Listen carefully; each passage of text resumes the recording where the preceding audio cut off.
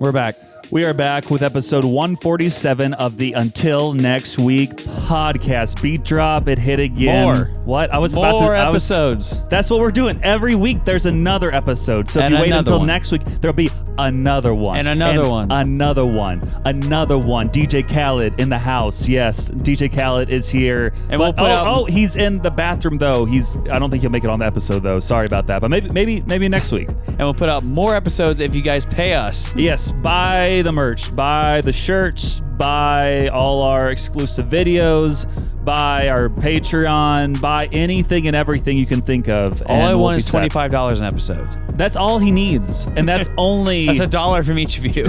We're gonna start doing instead of like the kids in Africa, we'll do a support Dane thing. It's like 50 cents. $1 a day for Dane. That's all you got to do. Can we get 100 donors for Dane and myself? And I'll start playing in the league again. Yeah, we'll get into that later too. But got a good episode for you today. Got a new main segment, and thanks for listening to 147 of the Until Next Week podcast. No, I don't thank you for it. Welcome back to the podcast. Yes, we are back again, and got a good one for you today. And just to start it off hot, I got a suggestion that I need to ask you about, something that I think you should get into, because you are a runner, right? A little bit here and there. Depends on what you say is your follow-up here.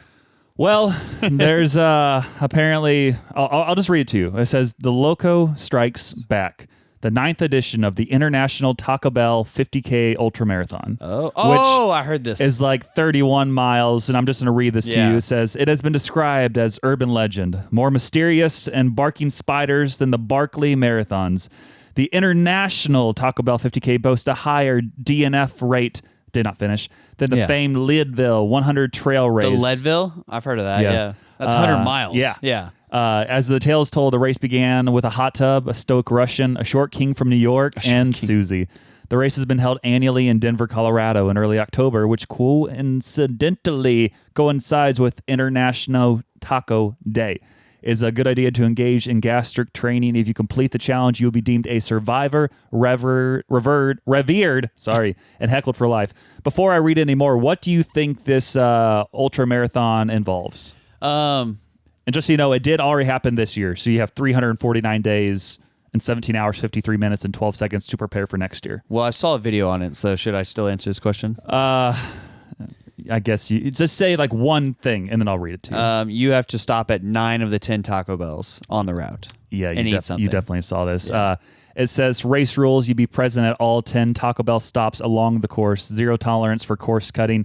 Eat a menu item from at least 9 of the 10 Taco Bell stops, which again is during the 50K running, which is longer than a marathon, 31 miles, I believe. It says by the 4th stop, all entrants must have consumed at least 1 Chalupa Supreme or 1 Crunchwrap Supreme, but there are dietary restrictions allowed within reason. By the 8th stop, all entrants must have consumed at least 1 Burrito Supreme or 1 Nachos Bel Grande. Ooh, with the dietary stuff also. You got to finish under 11 hours. So that's where it can get a little tricky, because how fast did you run your marathon? Closer to 4 hours? Yeah, 3 hours, 57 minutes. So give or take 4 hours, and then you got to run another 5 miles. So you probably could have done 31. You could do that probably under 5 hours if you just ran. Yeah, for sure. Because that's another hour to get 5 miles. Because if I'm running at that point, I don't know. I ran like a 9-minute pace last time. So if I'm running even a 10-minute pace, it's still 50 minutes. But it is in Denver, so I feel like the altitude could mess you up. So even if we say, let's say 6 hours. Yeah. Let's just say 6 hours. You have an extra 5 hours to deal with. So like, what's the issue? Well, I'd have to sit down and eat these things. Yeah, too. you got to eat a lot of food. It says drinks do not count as food. You got to keep receipts, wrappers for confirmation of stupidity at the end of the run. And off course, bathroom break will be allowed at Wash Park. That's kind of funny. And then, survivors will eventually get a commemorative item after successful completion of the run, et cetera, et cetera, et cetera. Better be a medal. But this is important. No on-course Pepto, Alka-Seltzer, Pepsid AC, or Mylanta will be allowed. So no performance-enhancing drugs. Yes. And then the last rule, there's 13 rules in all. The last one, it just says congratulations with a question mark. Question mark? Yeah. It's like, is this actually that good? Gosh. There was a dude I saw the video on. He goes, I could 100% do that tomorrow. I don't even need to train. I was like, I already got the Taco Bell stuff down. I just got to run 31 miles. Well, I was like, this guy is thinking like, 5K and do this. No, 31 miles. I'm like, this is 31 miles and you haven't trained for it. You can't run 31 miles without training. Yeah. And then on top of that, you're going to be eating at least 9 items from the Taco Bell menu on this race. It's just not happening. And like the altitude as well and everything else. It's not like in the mountains, fortunately. It's like more downtown Denver and around it. So it's a flatter area, but it's still a mile-high city. 50K, I might do that one day. I don't know. That could be interesting. I know of a runner family who I believe their dad did a 50K for like his 50th birthday or something like that. Really? And I'm like, that is crazy. Well, the Reverend did one. Did he really? He did it on his 30th birthday. Okay. Well, let's see what he does on his 50th. Yeah. He wanted to do 30 miles on his 30th birthday, but then he's like, hey, I can just do a 50K. A 50K was 1 extra mile. He's like, I have to do it. I'll never get this close again. I know I don't run nearly as much as you, but I think there was one time where I was in a good mood and was like close to finishing a 10K, and I think I went 6.2 miles and then stopped, and it was just under, I guess, what I needed for the 10K, so it didn't show up on my Strava. I'm like, no. Oh, yeah, because you got to pay the Strava tax. Yeah, it's got to be like 6.21 or 6.201 or something stupid, and I was like exactly like 6.2 miles. Yeah. So on Strava, if you want to run, say, 10 miles and you want it to record at 10 miles, you have to run 10.02 miles in order for it to record as just 10 miles. So dumb. Yeah, you got to pay the tax. Yeah, so that's like, the worst. You just keep running for like an extra 100 feet or something. Yeah, so you gotta make sure you get it just in case. But I've had it gyp me for sure. How many times have you been gypped? Oh man, in life? Oh yeah, I guess life. I don't know if we have enough time on this podcast. Yeah, every single moment of every day. Yeah. Did Silver Dollar City do that to you? Yeah. So I went to Silver Dollar City last week, and I might be going tomorrow as well. You know, season pass life. You just kind of live there. You have a problem. I don't think it's a problem. I think it deals with me knowing a lot of people who want to go to Silver Dollar City, and then they're like, "Do you want to go as well?" I'm like, "Sure, I guess I'll hop along." Especially if it's free. Yeah, I'm just a very. I'll just go with the flow, like with whatever. But again, also super rich with season passes. You are rich. So rich, but still buy the shirts and support us and give $1 a day to Dane. But yeah, I think I'm starting to turn into slightly an old person at Silver Dollar City. Everything's too loud. I went with like Lauren and some of her family and stuff, and we were riding different rides. I was like, fine. And then we decided to eat lunch. And I got a big corn dog. So, you know what you want to eat. You are a big corn dog. Thank you. I appreciate that. I'll take that as a compliment. Take it. After you eat a corn dog, you don't necessarily want to ride a lot of rides. And they're like, hey, let's go ride Wildfire, which is the one ride that just kills me there. I don't know what it is. I used to enjoy it, but in my old age, whenever I ride it, I just get like sick, like right after. And sometimes I still deal with it, but after eating the corn dog, I'm like, I think I'll skip it this time. So they all went to ride, like everybody. Yep. And I was like, I'm going to go use my vintage Silver Dollar City cup and get a discounted refill. So I went to get a root beer float for $1. Obviously. And just kind of sipped on that while they rode rides, acting like little hoodlums and kids and everything else. And I'm just chilling on the bench. I'll be honest. Sitting on the bench with a crispy dew on like a fall day sounds way better than riding rides. It was nice. It was nice. But yeah, like I walked, it wasn't super far, maybe like 2/10 of a mile away, got my cheap root beer float and then just kind of sipped on it. It was enjoyable. It was nice. And I kind of wish I would have sipped it there and then got a refill there for another $1 instead of drinking it all and then just being done with it. Well, I mean, it's really asking the question, do you want to jack up your back and hate your life for the next 2 to 3 days? Or do you want to sit on the porch? It's like the mornings, just like the fog is still around. And you're just, and not the coffee. You got the nice root beer float. It's like 55 degrees. It was like 85 also that day in October. Yeah, I mean, that's just Missouri for you because it's like, I saw something that's like, welcome to Missouri. Like, you need to bring a sweatshirt and shorts because it's going to be 25 degrees in the morning and then 83 tonight. Look-y, shorts with a hoodie, great duo. It really is. Well, you got to have a long sleeve one on one side, long sleeve pants or a long sleeve shirt, and then shorts on the other side. Either a short sleeve shirt or short sleeves or short. Yeah, shorts. But I'm more of a hoodie with shorts than sweatpants with a short sleeve shirt. I think I'm the other, honestly. For me, though, I feel like if I'm warm enough up top, the legs don't matter. But vice versa, if the legs are really warm, like you will feel the cold up top. Yeah. Because for me, mostly it's the heat. Like I get too hot, so I need the top more breathable than the bottom. The bottom doesn't matter almost. So then I cover up my chicken legs. Yeah. And then the girl's like, "Ooh, you have muscular legs." And Like, then I'm no, like, they're just bones. I'm like, "Ha ha." And then they're like, "Oh no, these are chicken legs. I can see the bones." Yeah. But yeah, that was enjoyable overall. Nothing like too crazy again. Just rode some rides, walked around, went to the Christmas store to look around because, it's that time of year. And also they have this Christmas store open all year round. So that's also great. Besides that, I also did some more swim announcing today. Made my my debut, but just like my return this year.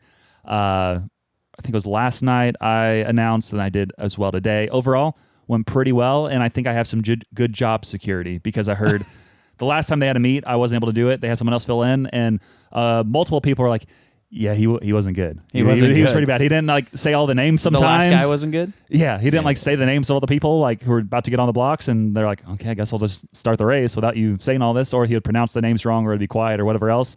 Yeah. And multiple people are like, you did a good job. You actually said the names and did what you were supposed to do. Oh, man. The bar for doing a good job, at jobs that people are like, please come do it at, is just so low. Yeah. Like it's just the same with my second job. It's like, they're like, you're doing amazing. I'm like, I'm doing nothing. I'm just doing what you asked me to do. Yeah. I show up, watch kids leave, and they're like, yeah, it's amazing. I do put a decent amount of effort in because I want to try my best to pronounce the names correct. But nowadays, when you have the weird names of the world with the X's and everything Axel. else. Yeah. Luckily, there's not a lot of those, but there are a lot of swimmers from other countries. Shepard. So I got to sound cultured in a lot of different ways. There's a couple times where it goes back-to-back names are Hispanic, and I just flow with it. And I'm like, I don't know if this is right, but I'm sure it's closer than the last guy could have done. Esteban Julio Ricardo Montoya de la Rosa Ramirez. Yeah. So that was good. And then every once in a while, they give me a heads up with some of the names where I'm like, this could be pronounced a multitude of ways. And they did give me heads up yesterday on a couple names. I'm like, okay, I'll write these down. And then midway through, they're like, okay, there's 2 more names we'll probably need to give you a heads up on. I'm like, yeah, I didn't know. Because there's one guy who the last name, it was CHOCO, LAT, Y. It looked like it was chocolati. Yeah. And I'm like, that's what I said the first time. And then they told me, no, that wasn't even close at all. And I'm like, I think it's coca latte.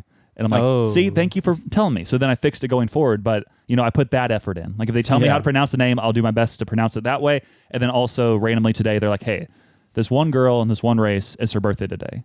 Can you do something about that? And I'm like, can you do something? I'll see what I can do. So basically, just when it got to her, when I was about to announce her name, I was like, the birthday girl, and then said her name, and everybody went crazy. And I'm like, yeah, I did a good job there. I can do things. And the birthday girl. Yeah. Everybody, a 1, a 2, a 3. No, we got to do the race. Uno, dos, tres. But yeah, I take suggestions as needed. But it was pretty good. And then I only have one more time I'll announce this year. Actually, technically, it'll be next year. It'll be in January. True. And then besides that, I'm currently on some PTO, so I finally can breathe and just fully embrace podcasting. Still alive and I'm barely breathing. For a week. And I just filed taxes that I don't believe in. That's good. That's good. But yeah, not doing too much stuff that's crazy besides recording with you, going to Silver Dollar City, going to a Lecrae concert tonight. And then I might or might not be going to Florida to see the Jokes with Jack next week. What a guy. Man, hopefully I come back alive. That's true. We'll see. He's going to feed you to his pet alligator. He's going to just be like, hey, Lindsay told me all these things about Dane, and I don't know what to do about it. And Lindsay's sharing inappropriate things with Jack. Hey, whatever it takes. I think she's the only one who will listen to her. So she's trying to vent in some way. That's true. I'm sure she was trying to tell Daniel, and he's like, no, just talk to Jack. Lindsay called me yesterday, and her child was just screaming up a storm in the background. Daniel? Well, I said that. I said, yeah. Well, she's like, I had to change diapers all day long. Daniel? And I was like, well, how many of those are Daniels? What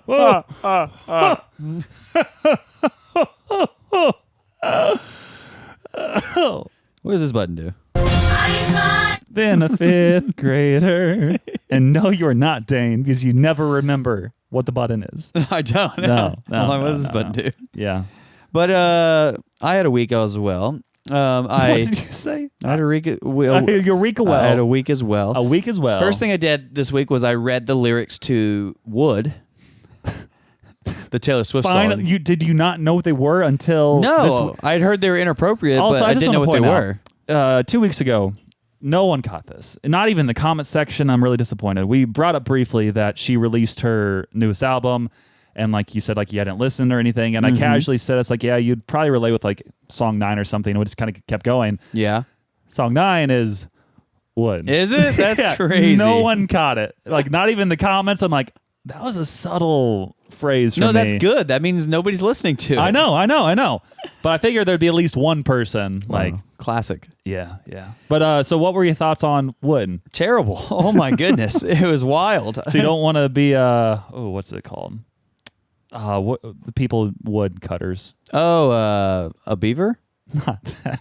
The person who does it as a job. Oh, a timberist? Wood tree cutters? That's just all it is? No, it's like a timber something. Yeah. Aardvark. I think no, that's it. Yeah. You're an aardvark. Okay. So I don't know. How far did you read all of it more than once to like fully embrace it? Only needed to read it once. Okay. Didn't listen to the song. Yeah. I was like, Taylor doesn't deserve to be a role model in society. Yeah. I think this album should be taken down. I'm assuming you listened to Becoming Something this week. I did. Yeah. Well, that's what made me think about it because I listened to it on Monday, so I was like, oh, well, that's crazy. Because they also mentioned the song. Yeah, I was like, maybe I'll go read the lyrics whenever I get to work, and I did, and I was like, what the heck? You're like, this isn't safe for work. I was like, you can't. Nobody should be saying these things out loud. I was like, that song should be removed, and then the album should be removed from Spotify. And I'm calling for it. Just hear me out. I don't know if this is devil's advocate or whatever else, but like sure, it's okay if she sings that or whatever else. But I think the issue, which is kind of what they were getting to, or is like Christians who are trying to defend the lyrics or whatever else. I'm like, technically, you should be above the reproach there and ask for more, or at least maybe not consume that type of content. Yeah, don't as listen a Christian. to Swift. Like for other people, sure, like whatever. But if you're a Christian, you probably shouldn't be embracing it or having like kids listen to it as well. Yeah, non-believers, do whatever you want. You guys should no. That's people. not no. Don't murder people. However, I don't know why. However, listen to Wood and it's okay. That's where you're trying to get.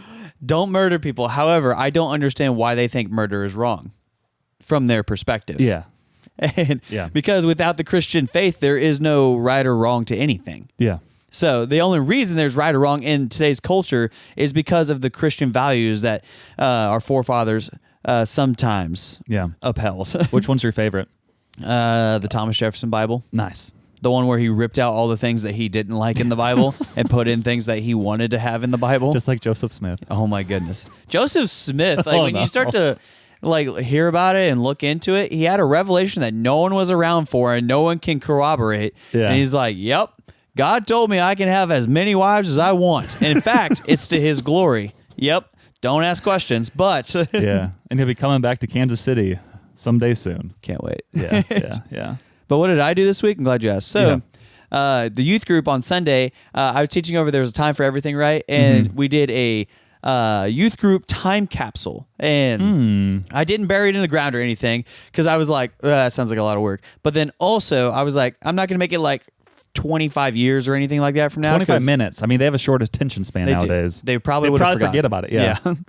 But I was like, no, because the kids will like, they'll be super old by then. I'll be probably dead by then. And then, not in 25 years, but like in a long time from now or whatever.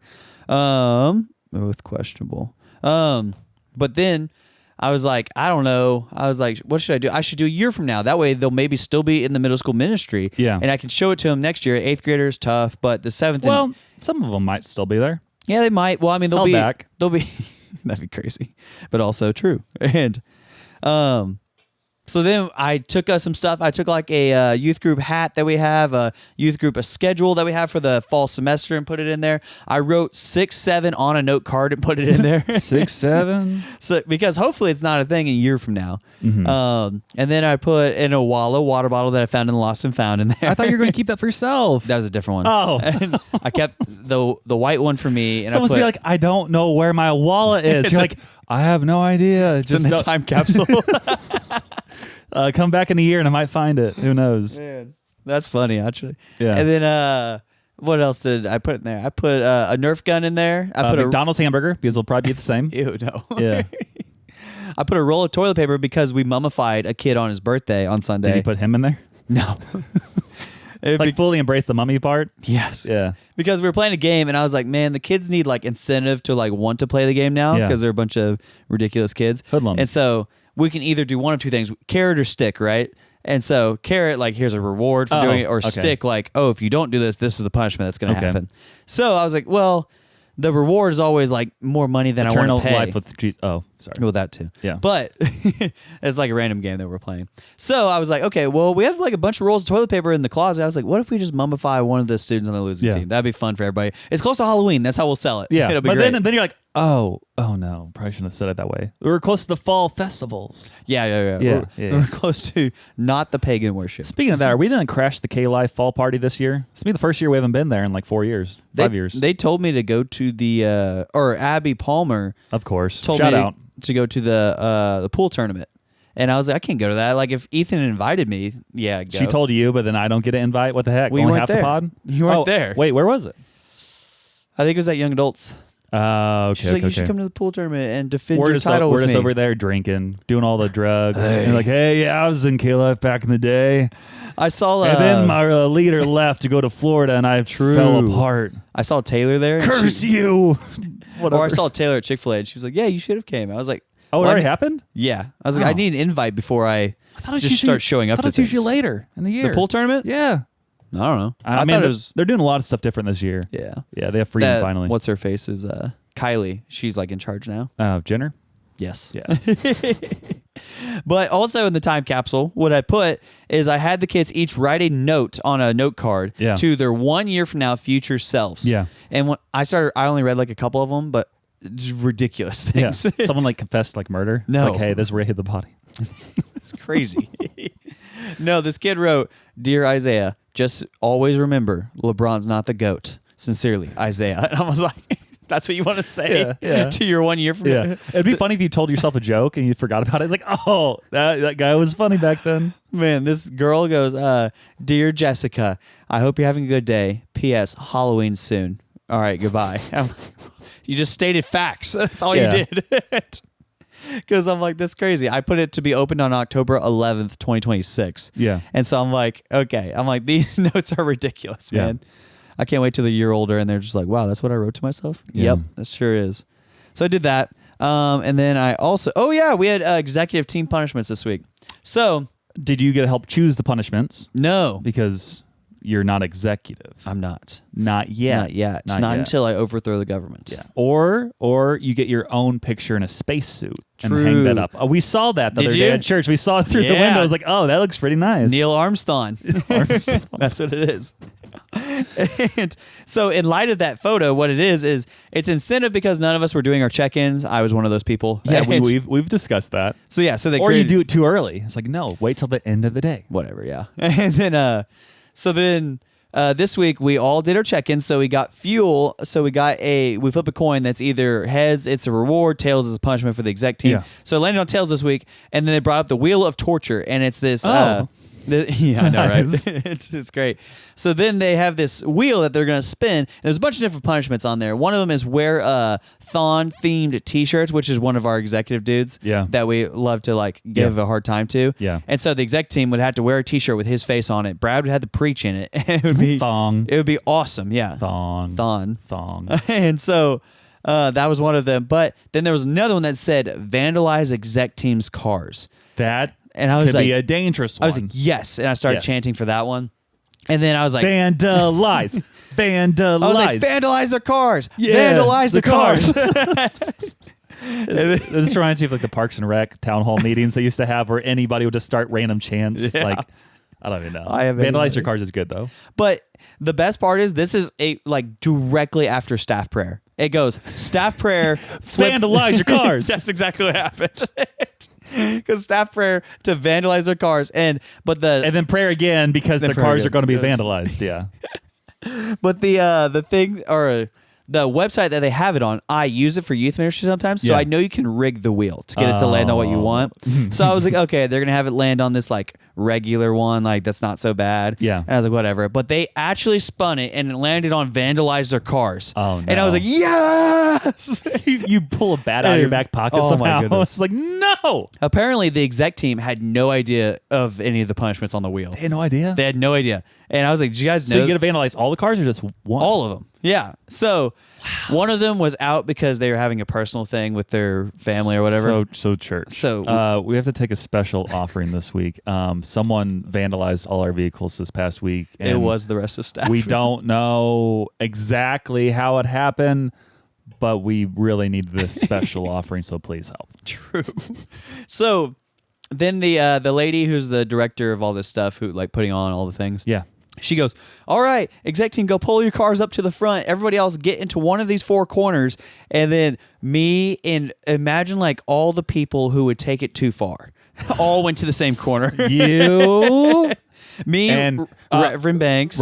Yep. Ricky, would he be in there? No. He went to a different corner. Other guy who still needs to pay us $20 for the amount for the T-shirt. No, he didn't go there. Yeah, he should have done it too. But Josh, he bought a T-shirt. Yeah, but he actually paid, so that's which good. he did pay. Yes, yeah, shout out. Another guy who's going on the church plant as well, and then our college director all came to the corner with me. So it's me, a guy named Aaron, Reverend Banks, Josh, and I think a guy named Landon, so college guys. So then we all went out there and we got our executive pastor Michael's car, and it was like, oh man, what are we gonna put in here? Should we start out with something easy, right? So we wrote "Riding with Biden" on the back of it.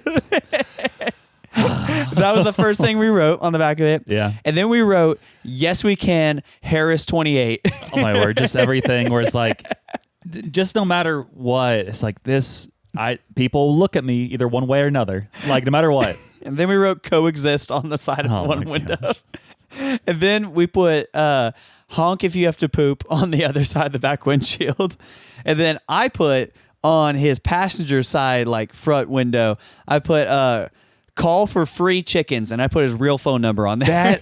Have you told me about that before? Yeah. Where did you set up something like on Craigslist or something? No, that's a video that somebody did. And they put that in like he had to take down his phone number. Yeah, everyone wanted free chickens. Yeah. Well, there was another one where this lady put best Chewbacca impersonation to this voicemail wins $1 million. That's really good. Also, and it was her ex-boyfriend's number.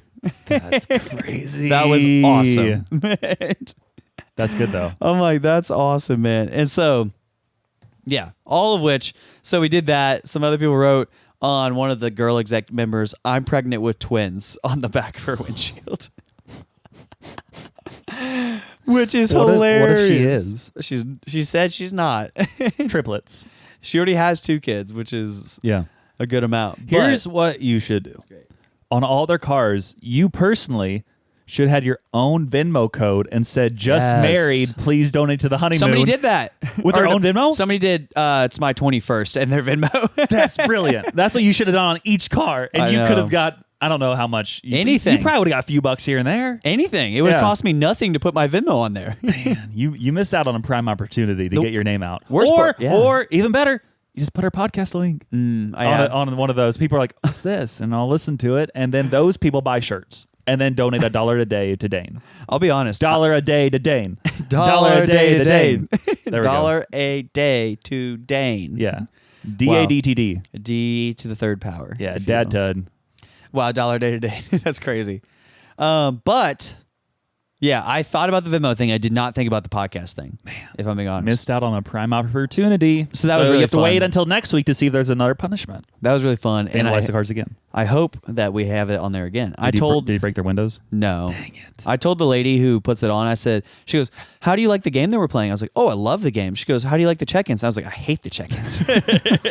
I said that exactly to her. Yeah. And she goes, "Oh." And I was like, "Yeah." You're like, "But I'm honest." I was like, "The check-ins are just, hey, what's going wrong this week for you? Oh, Nothing. Do you Nothing want ever me to goes be, wrong. Yeah. Do you want me to be honest, or do you want me to just? Or do you want me to do it? Yeah. Yeah.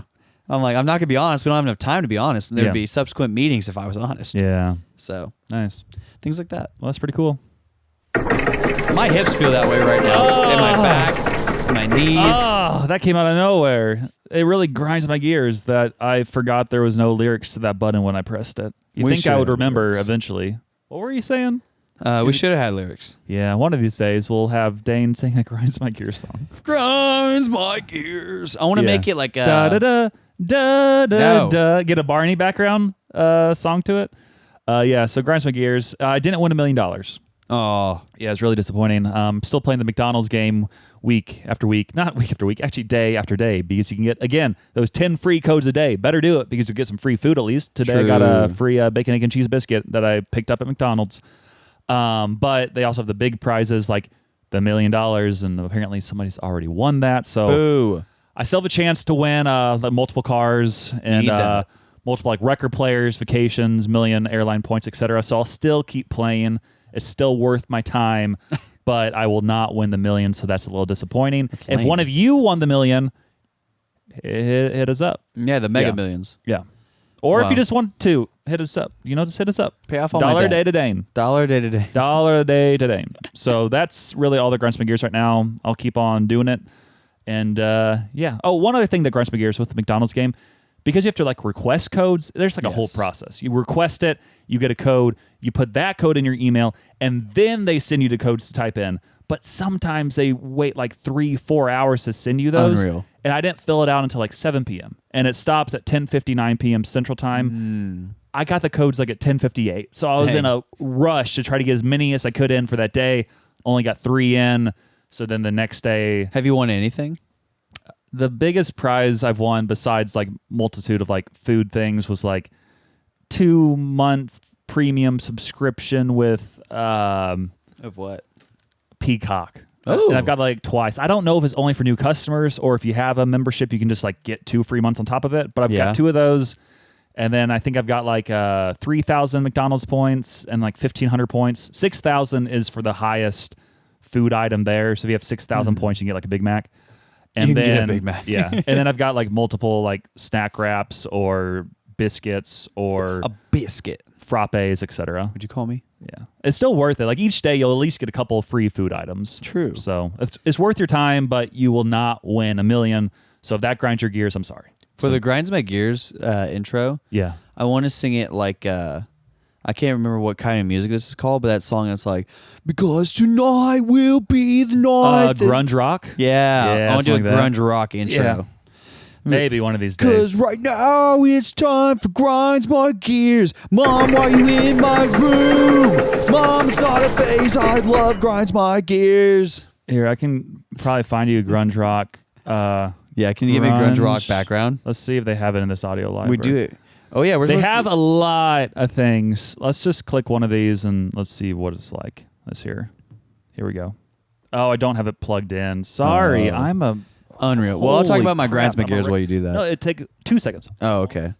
So what I didn't like this week is that And I plugged it in. Sorry. Now let's see if this is good. It says rock, so who knows if it's grunge rock. Let's see. No. it's time for Grinds My Gears. No. No.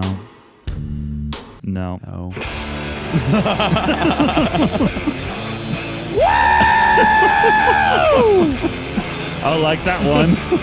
Let's see if any more time is for true. Grinds My Gears. No. No.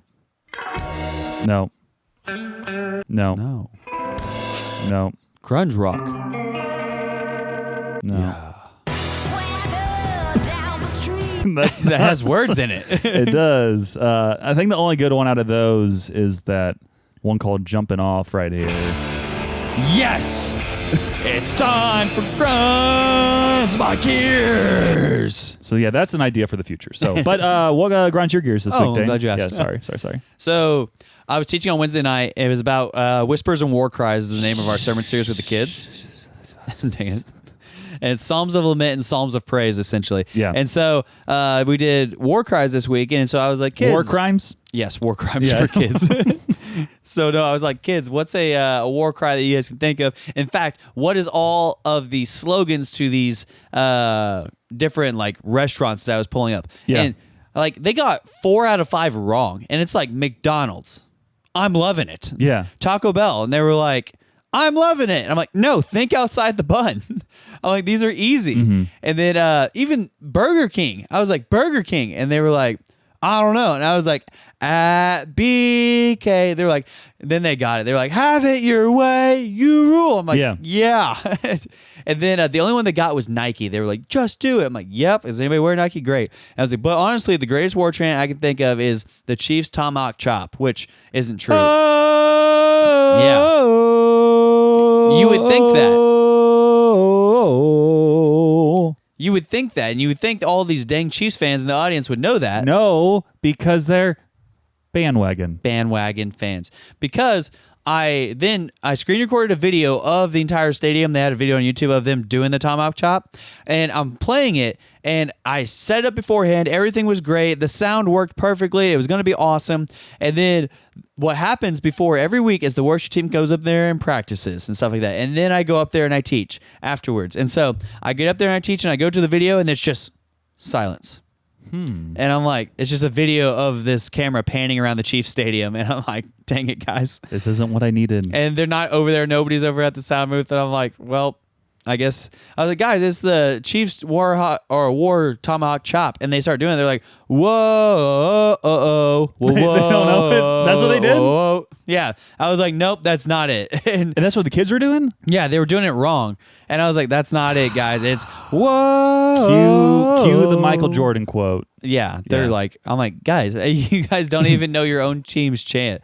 But I was like, so that's the tomahawk chop, and then I was like, okay, why are war cries? Yeah, important? war crimes. Yeah, So it's a war crime. They don't know their number one fans. Harry Potter. Like, that's it. Harry Potter's a war crime. I forgot about that. Throwback. So that, but then also everybody wants to have hot dogs at our events. Wieners are good. Dang it, Jack. What, Jack? What, you said Jack? What? Yeah. Okay. That's for Jack right there. Yeah. But so I'm like, hot dogs are just gross. What's wrong with hot dogs? I'm glad you asked. So Sometimes I just take the hot dog water and make a little soup out of it. ew. So gross. So I wrote into ChatGPT and said, what are hot dogs made out of? Yeah. And it said, Everything. hot dogs are typically a mixture of meat trimmings, fat, water, spices, sometimes preservatives. Here's a breakdown. It's beef, chicken, and pork, or a combination. And then other meat trimmings, cutlets, or cutting steaks, You gotta roast, stop. and You're others. making me salivate. Thank you. And then a bunch of blah, blah, blah. And so my follow-up question is, Oh no. so they aren't made with horse? It's like, well, no one really knows. And Chad said, correct. Oh, hot dogs are not made with horse meat in the United States, Canada, and other countries with regulated food industries. Here's why. Horse meat is not a regular or legal ingredient in the United States. Why though? And it's clearly labeled. You'd have to go to, where did it say? Central Asia or parts of Europe.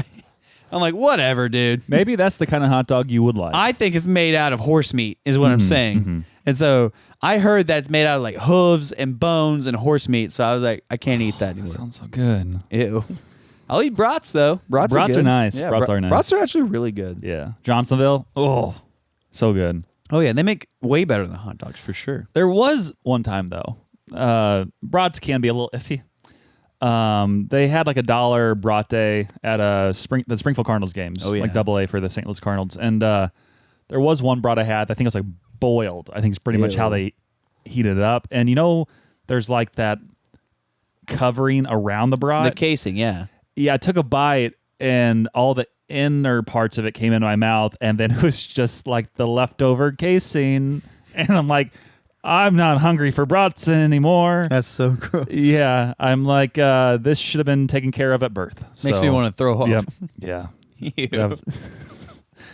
That was a very bad. Also, this Mountain Dew you gave me is not that good. I'm sorry that I did not bring a green one for you. I thought I had one, so I'm giving you another one for free. And if you give Dane $1 a day, he can buy his own Mountain Dews. So This one is cherry, lemon, raspberry. it's like a bomb pop. That's the idea. It's okay. Sorry that I couldn't have done better for you. Provide for me. I'm sorry. Maybe in 2 weeks we can fix that again. Yo, it's that time of day, so listen up, because it's time for some sports talk, the segment where we boldly analyze things we barely watched. Did we do research? Factually? No. Emotionally? Yes. We're talking Big Daddy hacks, devastating sacks, and fourth quarter comebacks. But most importantly, no sucker. sucker. So I'm just going to play a no context video for you, and I'm not going to tell you what the caption is on the video until afterwards, but it is sports related, so you can keep that in mind. Okay. I don't know what's about to be played. We'll see. Here we go. Oh, this isn't good. Okay. So I thought there was going to be words, and it's just says NFL fans finding themselves becoming diehard fans of whatever the team the Chiefs are playing. True. And I'll just show you the video. This isn't good, I guess, for the podcast now, but here it is.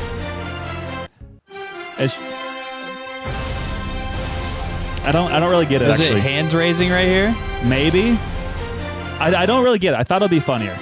You know? It's basically a video of all their hands going up in solidarity, it looks like. Yeah, that could be it. But again, it's NFL fans finding themselves becoming diehard fans of whatever team the Chiefs are playing, and it's just like a guy like looking like almost like enlightened, like, okay, I guess this is the new team that I'm going to cheer for. Now. Yeah. Yeah, so sorry that wasn't as great as I thought it would be. I loved it. But I'm just going to go to the next part, which is Old Men Can Ball. Yes.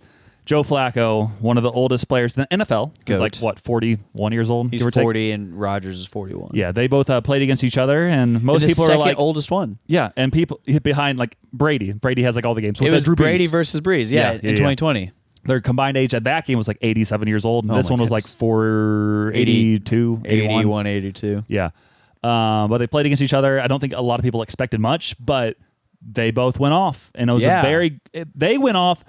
Their defenses did not go off because the score Steelers were bad. Was, what, 30-something? I don't remember. I watched the end of it, though. It was like 33-32, 31-30, something like that. It was 33-31, I think. Yeah. Yeah, because Pittsburgh was up by 1. Yeah. Yeah. And they just kind of went off, and it was pretty cool to see both the old guys like flinging the ball. And it came down to the very end where they gave Rodgers like 11 seconds, and he had to go down the entire field. Oh. He got one pass to get like 10 yards, so he had like 3 seconds left. And again, the Steelers are behind at that point, and he scrambles and throws a ball nearly 70 yards in the air, makes it to the end zone. The perfect Hail Mary again. DK Metcalf, I just don't think was expecting it, and he wasn't turned around in time or jumping for it, and he legitimately could have came down with that, which would have been just a vintage Aaron Rodgers Hail Mary throw. It would have been amazing. He would have taken off everything. Yeah. Helmet, shoulder pads. Yeah. There's not been a throw longer than that in the air, completed or not completed, since 2017. Probably and then by Aaron Rodgers, who's 41 years old, chucked it nearly 70 yards. His arm fell off afterwards. Yeah. But it was ridiculous. And if they could have caught that, which it was completely possible to catch. It was in the end zone, Yeah, it was nuts. But overall, good game. I just kind of saw some of the highlights, and it'll be interesting to see what these old guys can keep doing. Yeah, T. Higgins had a breakaway touchdown, but slid down at the 3-yard line. Team player. Yeah, he was a team player. If he would have given him more time, I think Rodgers could have took him downfield and got him a field goal to win. The way it was going, yeah. Yeah. I mean, nobody could stop anybody in that game. The 40-year-olds were getting it done. Yeah, it was crazy. And even the only way they could stop anybody is when their own players tackle them, which you probably saw after Rodgers threw a touchdown, and then his offensive line guy accidentally tackled him, and Rodgers was Broderick Jones. He was not happy about that. Broderick's 350 pounds. And he tackles him by accident. Tackles the 41 from behind. Yeah. I was like, man, I would have been mad too. Yeah, that was frustrating. And then also the Dodgers are in the World Series again. Boo. And it's because the Brewers decided not to play the past 4 games. I was rooting for the Dodgers over the Brewers. I just don't want the Dodgers to win it again, which it's still possible they won't win. I like watching their team. I mean, they are interesting when you very interesting. Spend a lot of money on players that are all very high profile and like world superstars that can do stuff for you. But ultimately in Game 4, Ohtani pitched and he threw 6 innings, no runs, 2 hits, and he also hit 3 home runs, one of which 10 strikeouts too. Yeah. I think it's said in history, players, I think, give up less than 2 hits or less and strike out 10 guys or something along those lines, or strike out 10 guys and give up no runs through 6 innings was like 25 guys in history in playoffs. Man. And then there's only been like 15 guys ever to hit 3 home runs. And he did both in the same game. Yeah. And one of the home runs, I believe, went outside of Dodgers Stadium. It went almost out. It hit the roof, and I think they count that. If it hits the roof and bounces over, I think they consider that outside the stadium. I don't think there's a roof in Dodger Stadium. It's in the back. Like in the back, there's like a little like awning thing that goes up and down. So it hit that, and I don't know if it bounced enough to go outside the stadium afterwards or not, but that happened to Kyle Schwarber in the last series of the playoffs. He hit one, I think, that hit the roof and bounced out, so then they put a plaque up in the outfield that Schwarber hit a ball outside of the Dodger Stadium. Dang. And well, Ohtani hit what they said was the second longest home run in Dodger Stadium history. it was like 470 feet. Yeah, it was crazy. It was crazy, yeah.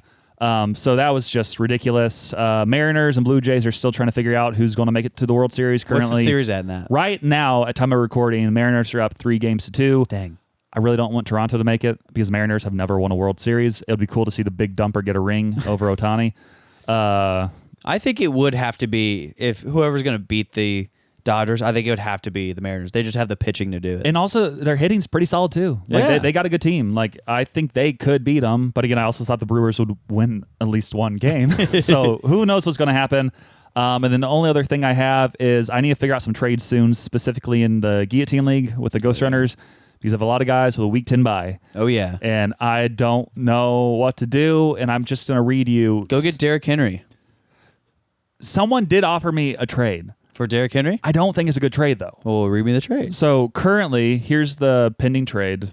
Here's the only one that has been offered to me that I've not, again, sent to someone else is someone's offering to give me Derrick Henry, but they want Kyron Williams and $10. No. And I'm like, that's not a good deal. And he was like, I think I still like Derrick Henry better than any of your running backs.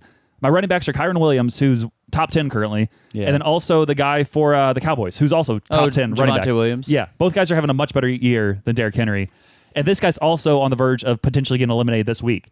Yeah, wait for him to get eliminated. I'm like... I think go get Derrick Henry. And again, honestly, that's what I would do if I was you. I wouldn't make any trades in the Guillotine League. Yeah. And I would wait for people to release their players. But the issue is, which, again, I'll get into that here shortly. The issue is, like, there's a chance someone could outbid me. And again, I still have more money than most people, but I don't want to spend a ton of money necessarily on like a Derrick Henry type, even though he could be solid. And maybe I will put a big bid and just see what happens. But yeah, I'm just trying to... I have so many guys with a week 10 bye, and I have an amazing team. I'll just read it off to you really quick. Well, yeah, it gets better and better as you go. Yeah, so I just want to tell you, here's what my team looks like right now. And then I'll also tell you who has a week 10 bye. Read it to me. Wait, put on some music. Oh, good idea, good idea. That way, people, if you hate the sports, you can at least listen to the music. You can jam to the music, and I'll close my eyes. Let's see if I can just search sports. Slapstick sports jam for children. Let's see what this is. Interesting. Yes or no? Not liking it. Okay, how about this? Here we go. No. Maybe? Maybe. This one. So here's my team, Dane. 2-quarterback league. Okay. Currently my quarterbacks, Jackson Dart and Dak Prescott. But also Brock Purdy on the bench right now. So running backs, got Kyron Williams and Javonte Williams. Wide receivers, Jamar Chase, who went off. George Pickens. Yes, go. And then also my other wide receiver is Garrett Wilson and Ricky Pearsall. Wow. Great depth there. Tight end, McBride. Trey. Yes. And then I got another wide receiver. I think it's a Cortland Sutton who's doing decent. Very solid. I got the 49ers kicker and currently the Chiefs defense. Ooh, they're going to do good. One other player I have is Tony Pollard. The issue is I currently have 2 guys who are running backs who are not playing week 10. One of which, Javonte Williams. The other, Tony Pollard. So I need a running back. Wide receivers, I can kind of make it work, but currently Jamar Chase and George Pickens are not playing week 10, which could be a problem. Could be a problem. But Garrett Wilson should be back, so I can have him in there. Also, Ricky Pearsall might be in the mix, and Cortland Sutton's also there. So I need to figure out a trade soon, so that way I can keep surviving and hopefully win. Wow. Yeah. But yeah, basically, so just one more quick thing.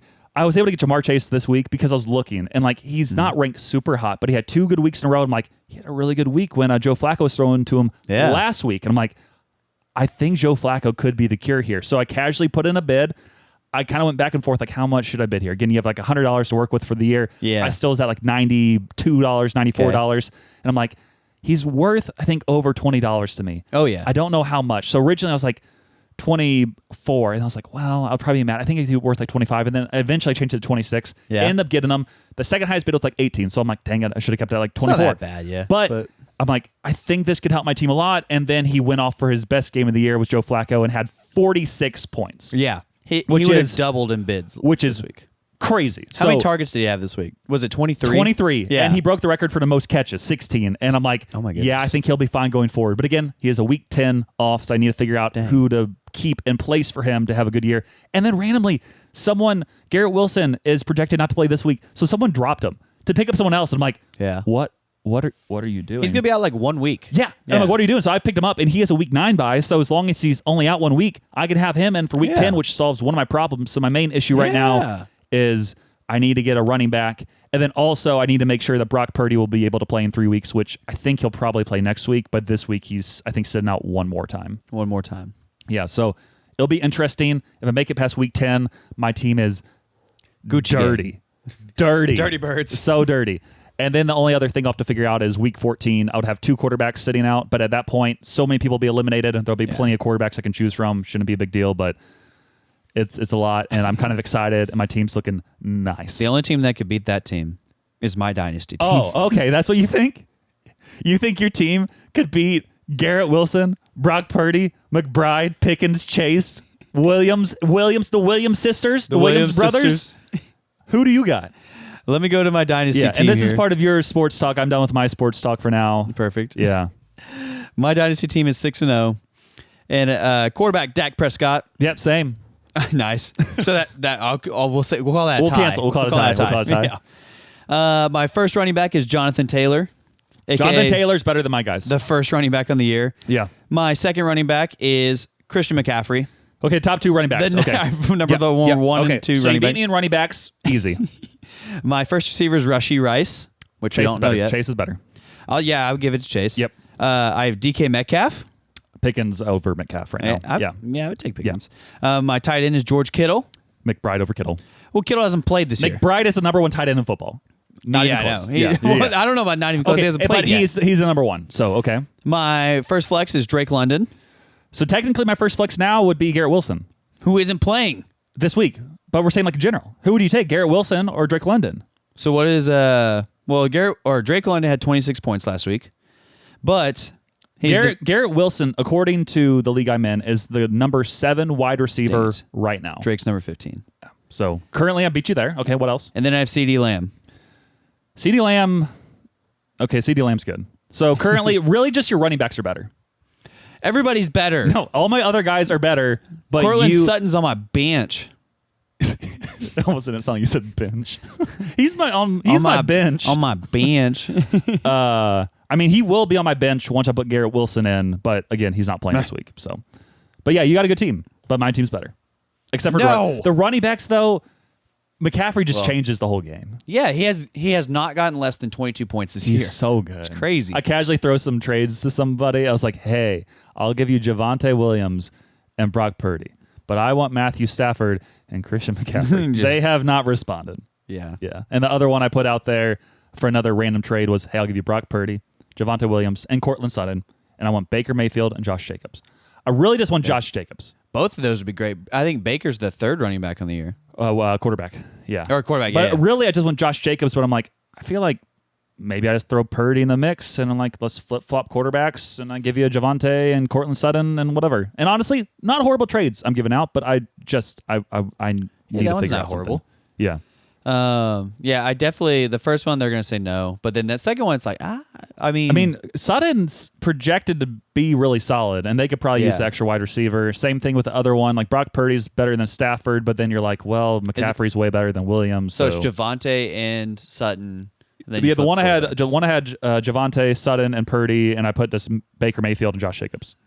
That one is tough. That one's like, it's pretty close. Yeah, but because honestly, I think it said had Williams projected like 25 points, Jacobs is like 29, but then Sutton is just the wide receiver that's just going there, and then Purdy, obviously he's been hurt, but when he's at his peak, I think his projections are higher than Mayfield. that one's pretty if you fair. think that. I would take the Baker and Jacobs side of it if I was picking. Yeah, I mean, I would too. Especially in a 2 quarterback And even league. I would take the quarterbacks out of the mix and just go Jacobs for Williams and Sutton, but I don't think they'll take that either. Yeah. So I was hoping they would come with some kind of counter offer, but they have not because some people don't pay attention. Lindsey. Yeah. But what else were you saying? George Pickens has been amazing, and the Cowboys need to pay him. I think some people are like, CD, don't come back. Just No. sit out. Just let Pickens do his thing because Pickens actually catches the ball when they throw it to him. Well, yeah, we love this. It's like, well, hey, let's throw it to you. No. If it hits your hands, you catch it. And CD wasn't doing that, but Pickens is like, I can do it. Oh, man. Clayton Adams is doing amazing, but he also has great personnel for this. Yeah. And then just, man, Matt Eberflus, get out of town, man, and spend every pick we have next year on defense. Yeah. But also, like, yeah, I don't know. Pickens is so good. If we don't do anything about the defense, we're not going anywhere this year. Yeah. And we're 2-3-1, so that was sad. But then we lost to the Panthers last week. And Rico Dowdle is so good. Who played for the Cowboys last year, who ran for 1,000 yards last year. He's about ran for 1,000 yards the past 2 games. Oh, my goodness, yeah. Cowboys told him to get lost. And his reward is that he gets to split carries now. Yeah, well, because I think in the past 2 weeks he's had like 400 rushing yards roughly, and then they won't commit to him to be the main running back. And it's like, I don't care what you say. He should be the number 1 running back right now when you run for nearly 400 yards over 2 games. That is crazy. Yeah. And they want to go with Chubby Hubby instead. I hope so, because he's on one of my teams. Yeah, no. Chubby Hubby needs to sit. Because someone did offer me Rico Dowdle in like a trade, but I'm like, no. It's not worth it right now. Yeah, they're going to go to a 50-50 split. So and then and in games they're winning, it'll be pretty decent. It'll be okay. Yeah. But in games they're not winning, it won't be very good. Yeah. It'll be 6 carries for so 30 dumb. yards. Yeah. Honestly, right now, with how everything shook out, they should try to trade him and get something big. Rico? Yeah. Yeah. Either they won't commit to him, like he had 2 amazing games, trade him someone who needs a running back and get some crazy return. Yeah, get a 4th round pick. Yeah. That or even mid-3rd round. Nah, that's crazy. Yeah. But somebody might do that. See what happens. Yeah. But yeah, there's a bunch of running back desperate teams out there. There's not a lot of good ones out there. It's kind of crazy. They're getting hurt this year. Yeah, that too. Because it's regressing back. Because last year they were abnormally healthy. That's true too. But somehow McCaffrey's still healthy. Because he took last year off. I forgot about that. Yeah. And then Saquon's healthy, but he's not doing very good. Also, Derrick Henry's like always healthy, but he's also not doing super hot. Yeah, Saquon and Derrick are coming off. Saquon looks pathetic. Well, but also it's just their team is kind of pathetic. They're both coming off of the Derrick and Saquon are coming off the most carries in their career. Yeah. And then they're having a slow start to / not good start. Well, then, Derrick's is more team based. But what stinks though with the Eagles is like, yeah, so we could give it to you to try to get a touchdown, but no, we're just gonna push this guy's butt until he goes through the end zone over and over and over. And then he's just kind of sitting there like, okay, guys, just whatever. Yeah, throw it to Dallas Goedert. Yeah. Which it's their OC's fault. Just one more quick thing on this. I think Javonte, even though he was doing good, honestly, when CD was there, but with CD back and with him like really proving he can do damage, I think it could still help him. I think he's still a valuable wide receiver because now CD? all of a sudden, Pickens. Yeah, because now they'll have potentially more double coverage on CD or more guys there, so that way it'll probably be more single coverage on Williams. Yeah, so this is good for everybody. Yeah, so even though I want to trade him still and get something else, I think he's still valuable if I am stuck with him, but I've still got to figure out the week 10 thing for running backs at least. Yeah, Pickens will be a little worse with CD back, of course, but it's not going to be bad worse. It's going to be like 20 plus points, maybe a game a lot of times. As long as you can catch a touchdown, that's the big thing. Depends on your scoring, which I would say 20 points is amazing. Yeah, but in my league. And this league, that's also very, very good. Yeah. A lot of like the best of the best, or you're considered like an elite wide receiver if you're getting over 20 points. The best of the best wide receivers are projected like 25. If you're like an average wide receiver, you're projected 10 to 15. Okay, yours is a little bit more inflated than mine then. Yeah. And that's what, again, projections are. A lot of times these projections are way off, but they projected Jamar Chase to get like 24, 25 points, and then he went off for 46. Yeah, see, in my league, he's projected for like 18. Yeah, so yeah, whatever. And then quarterbacks, just so you know, quarterbacks are usually projected like 20. No. The best quarterbacks are projected in like the 45 to 50 range. Doesn't happen very often. Oh my goodness. And then like the mid quarterbacks, like Jackson Dart, is expected like 35. But typically the best quarterbacks this year are averaging like 35 to 40 points. Their projections are way off. Oh my goodness. So that's kind of how it works. That's crazy because my league the best quarterbacks are 22 points a game. Yeah. Best if you're having a really good game, you're usually 35 to 45 points. And a lot of quarterbacks score more in the 20s, and their projections are way off. But this is boring for all you, so we'll keep moving. So, yeah, the best time to watch the NBA. Yeah. January. Yeah, don't watch the NBA until, Or Christmas sometimes. That's when the NBA season should start, basically. In my head, that's when the NBA... I'll, like, keep tabs, but I'm probably not watching until January or Christmas. It's just not... It's just bad. Yeah, they don't care. They don't care. And then even in January, it's like, oh, man, this is crazy. And then the playoffs, you're like, this is an entirely different game. We've talked about this before. But yeah, they care in the playoffs. Yeah, they care in the playoffs. They're actually doing real things in the playoffs. But even like the last like month and a half, like teams that need to like make a push to make the playoffs, they'll play a little harder, but that's about it. I think that's one of the biggest things going against the NBA is like, it's not that fun to watch. It's not a fun product in the regular season. Because they don't really care. And that's the cooler thing about football and baseball. Like baseball, you're like always trying unless you're just getting blown out or something. Yeah. That's the only time it gets ugly. But other than that, you're trying to strike out every single guy or get him to get out or hit a home run or whatever else. And football, like every game's so important, like you're trying to do stuff. But basketball, you just kind of see them hanging out, sitting out games, doing whatever because they just don't care. Yeah. Load management. Nobody's playing hard. Yeah. There's 82 games. So it's like, okay, well, I'm not watching this one. Yeah. But you can watch WNBA, though, all year. I watch Caitlin Clark. all the time. All the time. All the time. We watch her highlights together when we're on our dates. Yeah, it's great. Yeah, so. Main segment time. Okay, this button. Okay, we've officially thrown the script out the window. It's time for the main segment. And honestly, who knows where this is going?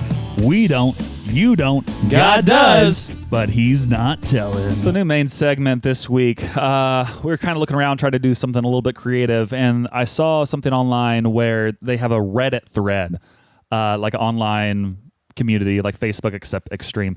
And they have where people put an example and they basically ask, like, am I a jerk for what happened here? They do voting on it, so on and so forth. And then they know, like, am I a jerk or not a jerk for what just happened here? And I have 3 different scenarios. I'm going to read them all to Dane.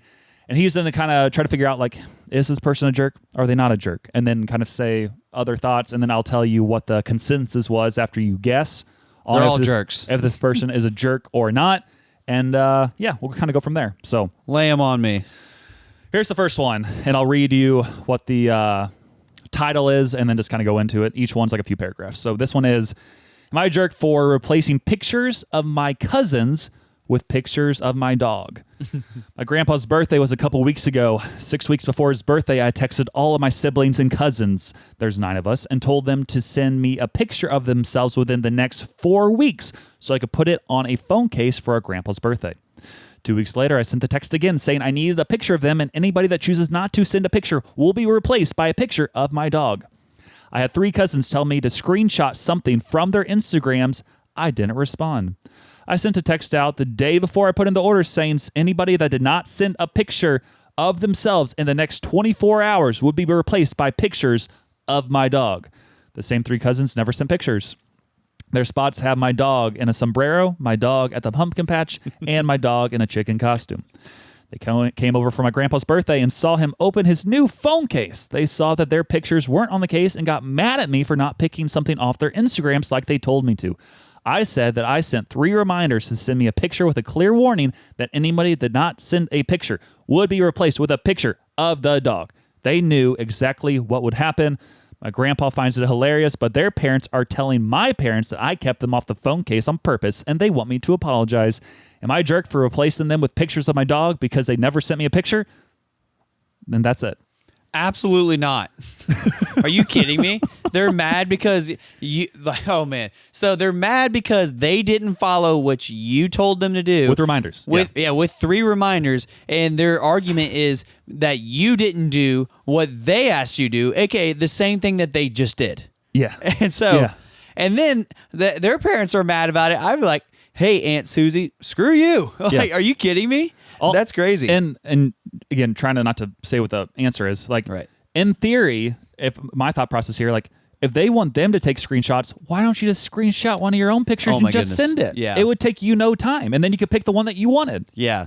He was being like, whoever this was with the phone case is being slightly stubborn, but also, like, send a picture. It takes 3 seconds for one, and then also for 2, it's like, again, you're violating the same rule that you are trying to implement with this person too. Yeah. And so the guy who made the phone case is not the jerk. The person who is the jerk is the parents of those people. And because I'm like, oh, you an apology? How about this? Send middle finger emoji. So send a picture of my dog with middle finger up. There you go. Man, yeah. That would have not gone over well with Dane. So the consensus is they are not a jerk. Yeah, are you kidding me? Yep. Crazy. So, that's the first one. I'm also have just decided that I'm going to read the second one to you. And then for the third one, I'm not going to say what the answer is, and you'll vote in the comments if you think the person is a jerk or not. To kind of keep it interesting for everybody. Hey, there we go. Everybody wants in. So here's the next one. Am I a jerk for telling my brother that the day he was born was the worst day of my life? Context. I believe this is saying they're a female, was born in 1962 in a rural area before ultrasound machines were everywhere. And the nearest town was not that close to us, and babies were born at home and delivered by the same midwife. So when I was 7, my mother got pregnant with twins and had no idea she was carrying 2 babies. And the midwife, who had just delivered the first baby and probably did not realize there was one more to come, had to be immediately driven by my father to another farm where she was needed, which means that when my mother's contractions started again, I was then alone in a farm with her and the first newborn baby. And it was up to me to deliver my youngest brother with my mother instructing me. This was hands down the worst and scariest moment of my life because I feared both my mother and the baby wouldn't make it. Well, thankfully, it all worked out. Now, here's what happened. Last weekend, my husband and I were celebrating our 40th wedding anniversary, and we had a party, and people were making speeches and talking about us. But when the mic got to my brother, who, of course, has no firsthand memory of his own birth and only knows that he was told about it, he took the chance to tell us this story as if it was a fun anecdote. And then my dad got home, and there were 2 babies instead of 1. So funny. Anyone, thanks, sis, for helping me come into this world. And everybody thought it was fun and sweet, but to me, it was the opposite. It brought back some memories that are not at all positive to me. My mood completely shifted after that, and I think my brother noticed at once because he came to talk to me afterwards and asked if he had said something wrong. And then I told him this is not a funny story to me and that the day he was born was indeed the worst day of my life and not something I like to think back in a happy moment celebrating my marriage. And he went quiet and then said, "Wow, I was trying to honor you, and that's how you thought of my speech?" The thing is, I wasn't saying that him being born was a bad thing. I love my brother. It was just that the circumstances of his birth made the occasion traumatic for me and that he should know better than talking about it as a fun fact if he had put himself in my shoes. But now I think I should have kept quiet and said nothing. Either it bothered me or not. Do you think the person is a jerk or not? This one's a little harder. Yeah. I think they're slightly the jerk here. This lady who's like, "Hey, my brother's birth was the worst day of my life." It's like, okay, I understand that it was a very traumatic event. However, your brother's life happened out of this. And so from this moment, I find it hard to say that it's the worst day of your life in that sense. Because it's like your sibling that's going to be with you forever and ever and ever. And then you just gave a rousing speech about how he really appreciates how you were there for that. And without you, he probably wouldn't be here. And so then, and everybody claps. You don't look bad in this instance at all. And yeah, while it's rather traumatic and scary when you're 7 years old, yeah, as you get older, you can look back and be like, well, yeah, I really didn't like it. However, like, it ended up being really good because I get to be like with, or not with my brother, but I get to have a brother now because of it. So I put it, and then her saying that, yeah, is the worst day of her life. Again, like, I don't think getting a brother in any circumstances can be a worst day of your life. Yeah. There's so many worst days of your life. Yeah, if that's your worst day of your life, you're doing really good. You're doing okay. Yeah, the worst day of my life is I helped deliver my brother when I was 7. So you helped complete the miracle of life. Yeah. Interesting. So the conclusion was, yeah, they're a jerk. Yeah, I'm like, yeah. I wouldn't say emphatically. I would say, yeah. I don't know the exact what the voting is, what the final results, like the percentage wise, but as a whole, people are saying, yeah, you're kind of the jerk here. Yeah, I would have said like, yeah, you're not totally the jerk. Yeah, but you probably should have said something like, hey, that's a rather traumatic moment in my life, and I don't like to talk about it that much, but I'm really glad that you're here. And she kind of said that, but she didn't completely say that. Yeah. This last one's a little bit longer, and this is the one that I'm not going to tell you the answer initially. You'll have to vote on it, and we'll, I guess, tell you next week or sometime in the future. We'll see. But here it is. Am I a jerk for beating my friends in a competition that we begged them not to join? Here it is.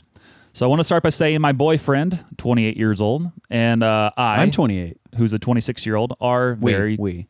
Sorry. We. Yeah. That was... The female was 26. That's what I was saying. But they are both very competitive. We discovered this during a company relay race years ago and have since competed in all kinds of events like paintball, laser tag, triathlons, etc.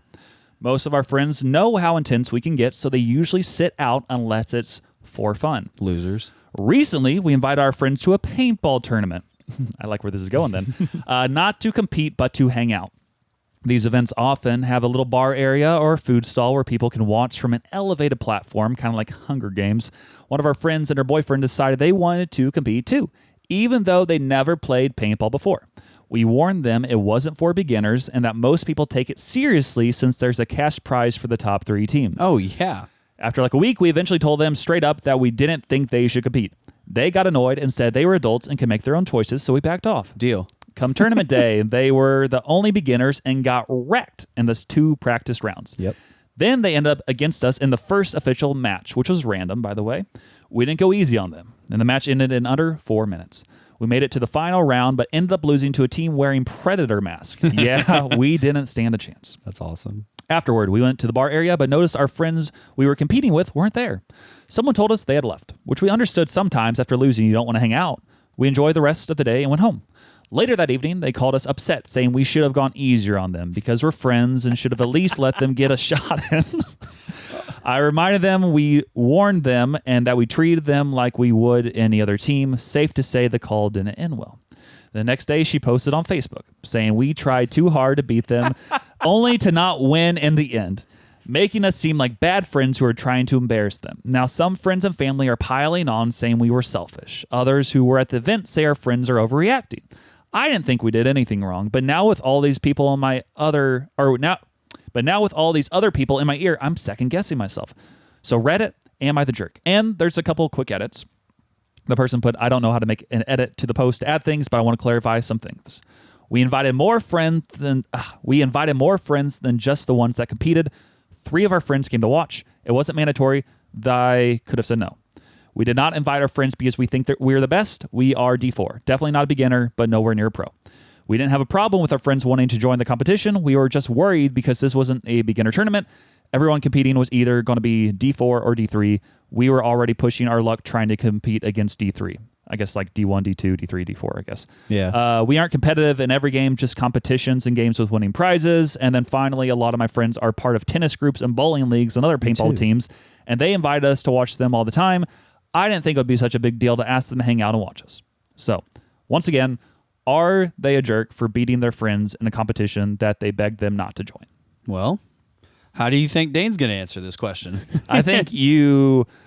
Well, how would you answer it? Yeah. I think this is the easiest one out of all of them. You think so? Yeah, this is ridiculous. Like, the people who were competitive, who wrote it in, they're not the jerk. But hear me out. The friends who got offended are the jerks. Would you also be the same way? Mm-hmm. And again, it's a little different here, but like in a pickleball tournament, right? You're playing and you're like, okay, these people are straight up just bad. Like they can't hit the ball over the net. Like, yep. Do I need to beat them 11-0? Yes. You do? Yeah, I would. Like you would? Okay. That was my closest example I could think of. But with this, at least, if you're getting destroyed, you're also getting shot and you're hurting a lot and you aren't really... Oh, man. You're getting probably extra aggravated than just losing 11-0. But that's like my closest thing where it's like, you're going to win. Yeah, I mean, there's lots of time, or like whenever I play pickleball and stuff, like whenever I know I'm going to win. Yeah. And I don't go like all out balls to the wall, but I make sure to beat them 11-0 so they know who daddy is. Or you get like a big lead on them and then maybe let them get a couple points on. Absolutely. Like, hey, not. do all that. No. That's loser talk. Okay. I was just trying to say, give you like other examples, but you think that they are not a jerk in this scenario? You think? No, absolutely. Especially when they warned them too. Yeah. Hey, this is going to be like a really high level tournament and people are going to be like taking it seriously. Yeah. Especially because there's money on the line. Yeah. And then also once there's money on the line, it's like, okay, this is not just for fun. Yeah, it's not like that's rec the league. Universal sign of this is not for fun. Mm-hmm. There's money on the line. That's the reason people put money on the line is to make sure that it's not just fun. Like, here's an example. Yeah. If the Until Next Week podcast Fantasy Football League was there money on the line, I wouldn't be doing what I'm doing. But since there's not, I'm throwing away the entire season. Hey, Not necessarily. We'll get into that here later. So don't count your chickens before they're hatched. But if there was money on the line, I wouldn't be doing this. So, likewise, though, if I was in a paintball tournament and somebody's I stole $10 from your wallet. We're actually putting money on it now. Unreal.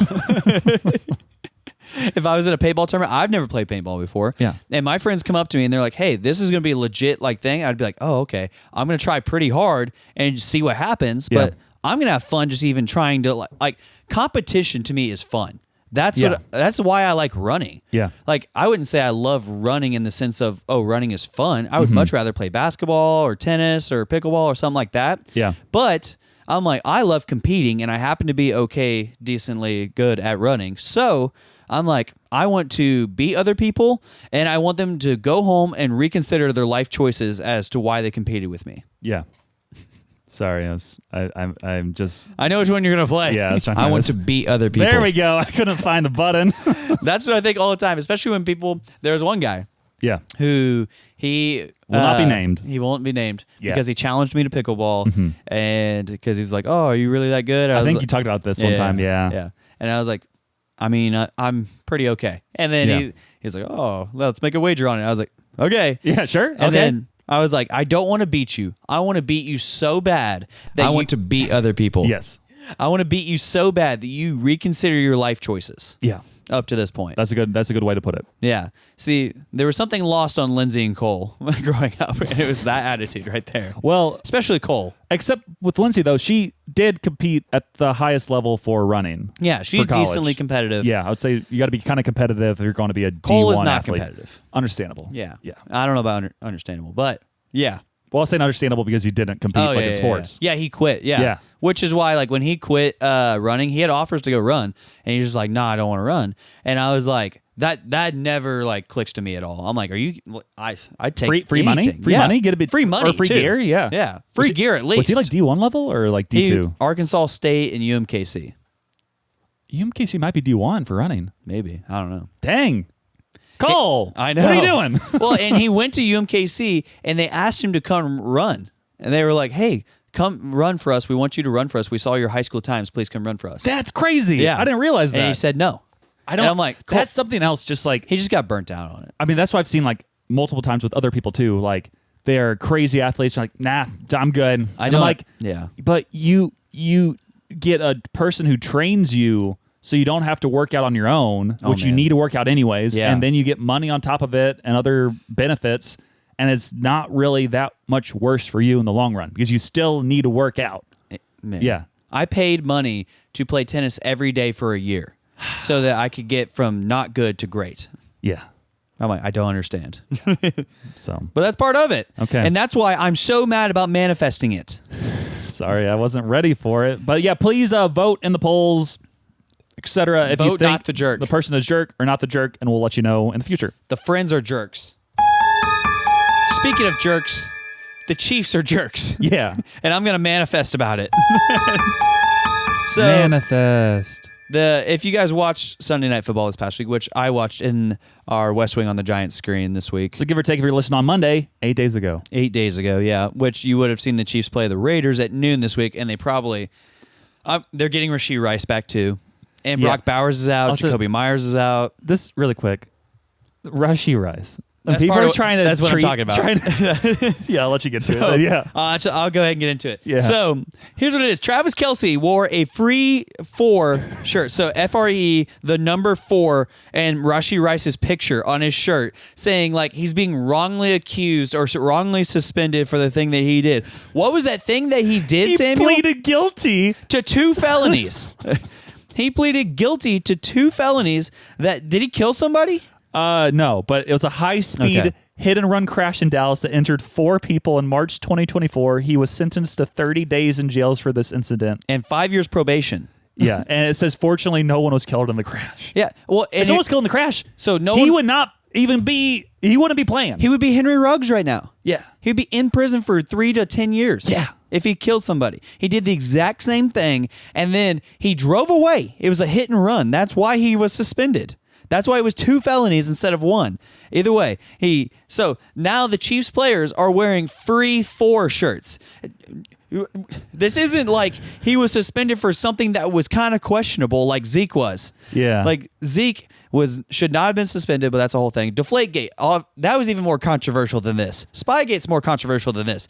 PEDs are more controversial than this. Yeah. Gambling on your own games is more controversial than this. Yeah. This is a felony through and through that he pleaded guilty to. Yeah, it's almost like wearing like free 85 shirts if you're a Patriots fan. Oh, no. If you don't know that reference, you can go look it up. We're not going to dig into that. I wouldn't say it's just like that, but it's close. It could have been like that. Yeah, it could have been or like that. not as extreme, I guess, but Oh, man. similar energy. Crazy. I think Jack's going to laugh at that one. Yeah, probably Ryan Rockwell too. So, True. Yep.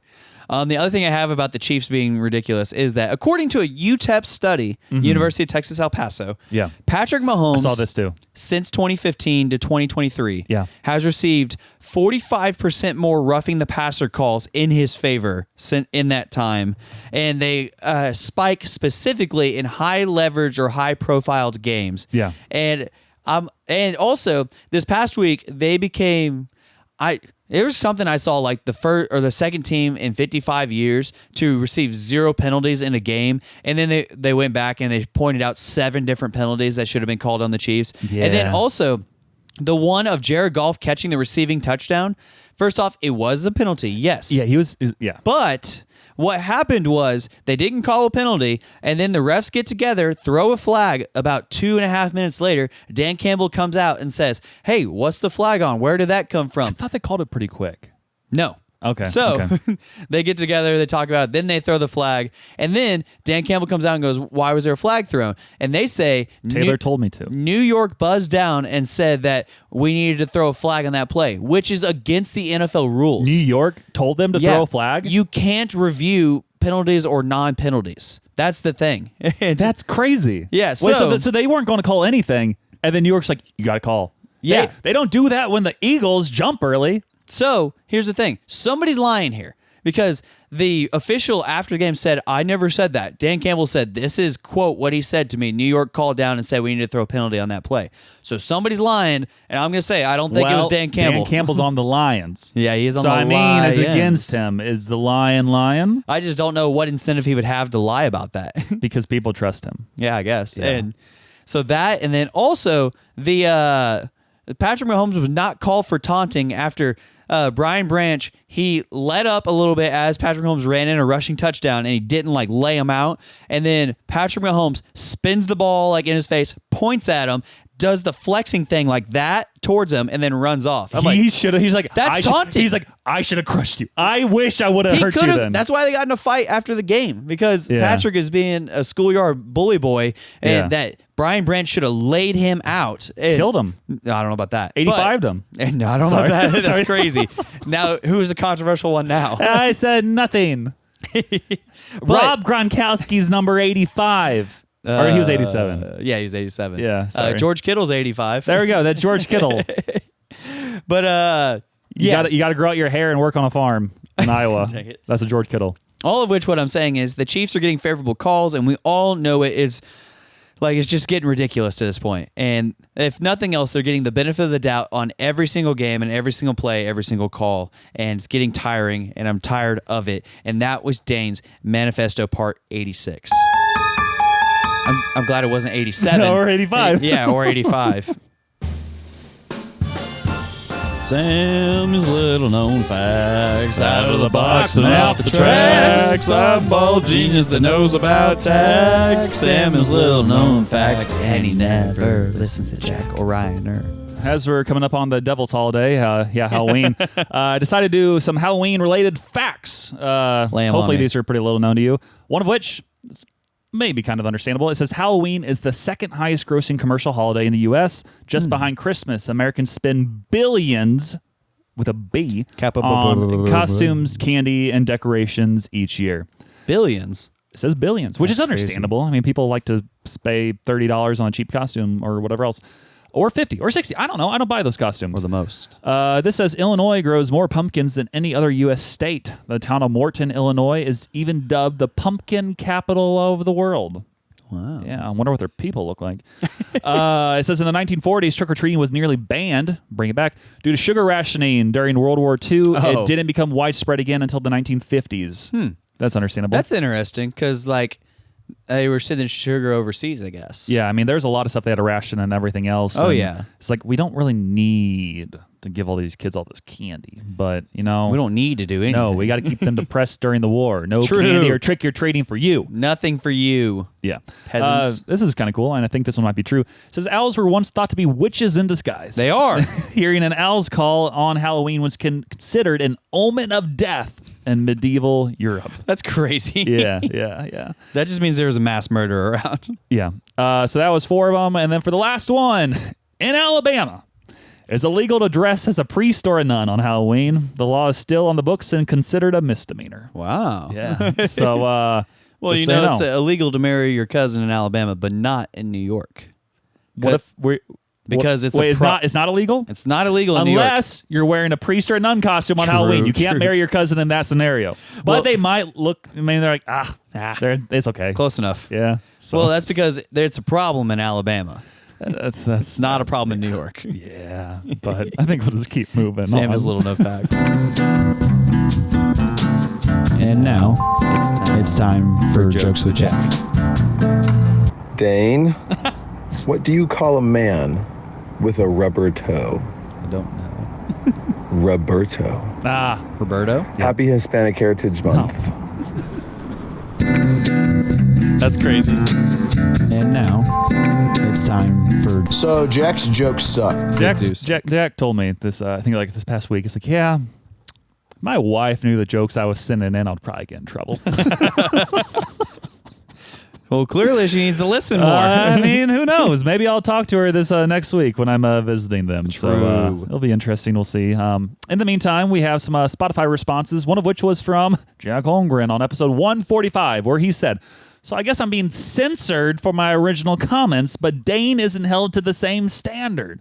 Who's the real communist now? Dane, the car cup holder breaking Bane D's Nutsmeyer.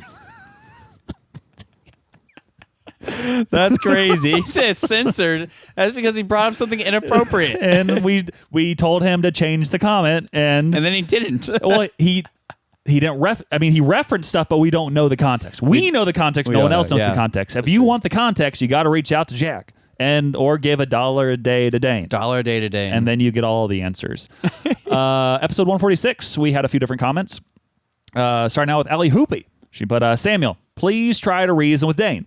He's become the #1 player hater of his own podcast community's fantasy football league. Also, I've done a couple of years of fantasy football, and I'm no expert, but I've survived with no trades. So, Dane, there's Allie's at least saying, hey, stay in the fantasy football league. We need you. All I'm hearing is hatred. Jack put, well, it's not great coming to Jack now. Since Dane can't name songs, then you should play audio bits of NFL player interviews and see if he can guess the name of the player based off of the voice. That would be impressive. Maybe in the future. We'll see. Bring it back up if we don't do it ever. Reiner put, I'll buy a shirt if Dane stops trying to sabotage the football league. And yes, that means I'll have 2 shirts once I win the league. So you are playing for something. You're playing for a free shirt. I'm playing to defeat or everyone. You're playing so that Reiner doesn't get a free shirt. I'm also playing for that. Yeah, so who knows? And then Angela put, I'll trade any of my players to Dane if he wants any of them. Don't shut down the league, Dane. You know the best part is you're just threat. You're like, hey, I'm not doing it ever again. And we're like, we want you there. It was part of the bit. Part of the bit's knocking down trades. No. That's part of the deal. The best part is, as of today, I'm still in the playoffs. You got to just try. You did your one thing. And I forfeited a game. And people came back and like, we want you. I want one free player of my choosing. Oh, that's what Angela said. So I guess throw a trade out and see what happens. Crazy. And then we had the poll, which was, who had the better Taylor Swift blind ranking? Lauren or Dane? Dane. With 62.5% of the vote, Lauren won. What the heck? Lauren had the better ranking, blind ranking. So Dane, you got to be better than that, Unreal. Which is understandable because she is our Taylor Swift correspondent. So Unreal. It makes sense that she would have the better overall ranking. But it is what it is, and it is what it is this week with sponsors of the week. Yes, Jesus Christ of Nazareth. Nazareth is our #1 sponsor of the week. Dane, take it away. I'm trying to steal players from Angela. You're trying to send a trade right now? I'll give you my kicker for your quarterback. Honestly, kickers are worth more than quarterbacks. Yeah. I need the kicker. Yeah. So Dane is teaching in young adults this week. Yeah, shout out. At the Commons, if you will. Yeah, I might pop out. Samuel never goes. He hates young adults. I'm on PTO, so now I don't have an excuse except that you're teaching. So that will true. be my main factor in deciding whether I go or not. So true. But if I get a little sample here, I don't need to go because I already know everything, but maybe it'll also inspire me to be like, hey, guys, he's got a good one this week. But you already know that because you listen to the pod.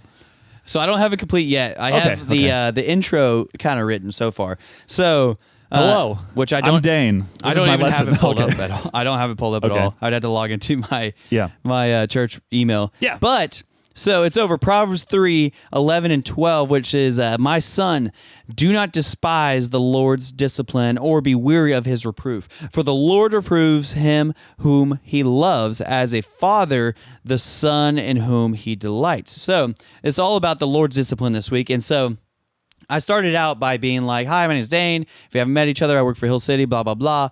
And then I was like, or I get into, so growing up, or as you can know, I think I say this. I say, as you know, Dane's not very good at following the rules, and he oftentimes can be quite rambunctious. Amen. Yeah, that might get an amen. Woo! It really might. Because I think my friends in the audience will say that. Yeah.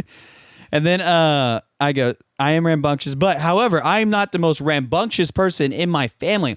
That title goes to my brother Cole. Oh. It goes to Cole because when we were children, Cole set the record for most spankings throughout the store because Mark would turn to us when we would do something that we would not, or what we would get in trouble for, when we were acting rambunctious, and he would turn to us and say, that's one. And he would keep track of how many spankings each of us would be allocated as we make our way through the store and to the bathroom. Once we got to the bathroom, he would spank us. And so Lindsay's all-time high was 3. Yeah. Mine was 5. Cole was 87. 8. Oh. Cole was 8, yeah. Imagine like a neighborhood Walmart, essentially. And I'm guessing Mark, he doesn't hold back. No, he doesn't. He gets a didn't. running start. I don't know about running start, but Lindsay was in the boys' bathroom, yes. Yeah.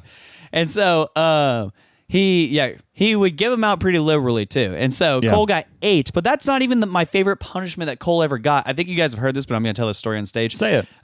So once upon a time, my parents got divorced when we were 10. So it was me, Lindsay, Cole, and Mark in this house. And so then from that time on, Cole had his room. All of our rooms were at the end of this hallway. So mine was straight ahead, Lindsay was to the right, and Cole's was to the left. And Cole was the only one that had a solid door. And that's key because whenever you have a solid door, you walk into your room and you go to close the door, and even a light kind of closing of the door will rattle the wall and knock down sometimes whatever's on that wall. Yeah. What do we usually hang on walls? Pictures. Jerseys. Oh. No, well, yes, jerseys too. Yeah. But it would knock down pictures, and then the pictures would fall down and sometimes break, and then my dad would not be so fond of this, so he hit Cole with a now infamous line that Mark still hits his grandchildren with. He said to Cole, That's out of context, that he still hits his grandchildren with. that he still says to his grandchildren. Yeah. So he says to Cole, you better cut it out or you're going to lose your privileges. And so Cole, a day or two goes by, and he walks into his room again, slams the door, rattles the wall, and then the pictures fall to the ground. One of them breaks again, and I hear Mark start to walk. He's very heavy-footed. So that's probably what it sounded like. It also sounded like a gunshot, but his glass window's breaking. That doesn't sound like a glass window at all. Yeah, it was horrible. Sorry, YouTube is not always great. So Mark, hearing the picture break in the hallway, walks to the garage, gets a screwdriver, goes back to Cole's room and says, I told you what was going to happen if you slam that door again. You're going to lose your privileges now. So Mark takes the hinges and the door away from Cole, puts it in the garage, and keeps it there for an appropriate amount of time, which for most 7 families, years. For most families, it's 1 or 2 weeks, right? You should lose your privileges for 1 or 2 weeks. Maybe you've thought about what you've done, and we reasonably want to give you back your door. No. Cole lost his door for 3 years. Awesome. So for 3 years, Cole didn't have a door to his room, and Cole did not get this door back because of good behavior. Cole got his door back because Mark started dating our now stepmom, Tammy, and Tammy came over one night and said, why doesn't Cole have a door to his room? And we said, he lost his privileges.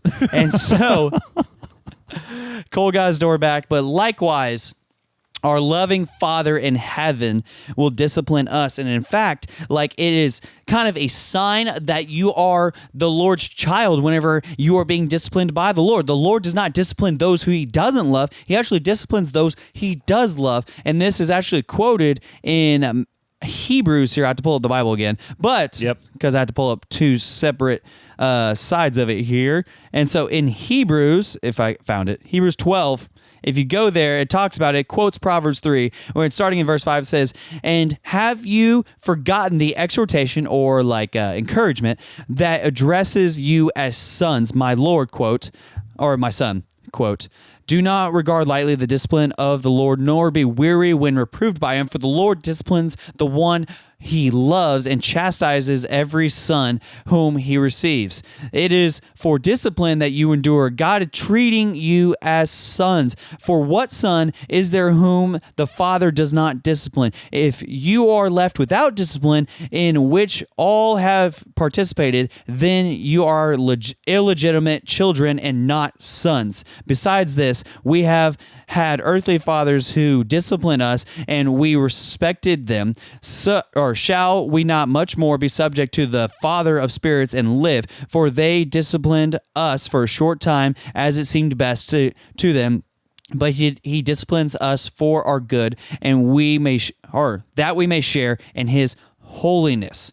For the moment, all discipline seems rather painful than pleasant, but later it yields peaceful fruit of righteousness to those who have been trained by it. So, what we're saying is, when a parent disciplines their child, is because they love them. When you touch the hot stove, it's not because I don't want you to have fun. It's because I don't want you to burn your hand. And the Lord is saying a similar thing here when he says, hey, like, I see you getting ready to touch the stove, and because I love you, because I call you my son, because I want to have what is good for you, because I created life and I know what is good in this life, and we can trust him in that, because the first few verses in Proverbs 3 actually talks about trusting the Lord with all of our hearts, leaning not on our own understanding. We can't lean on our own understanding because the Lord actually knows everything, and we don't. We have limited understanding in this life, and in light of that, we can trust that he has our best interests in mind whenever he disciplines us, because he loves us and he wants to sharpen us,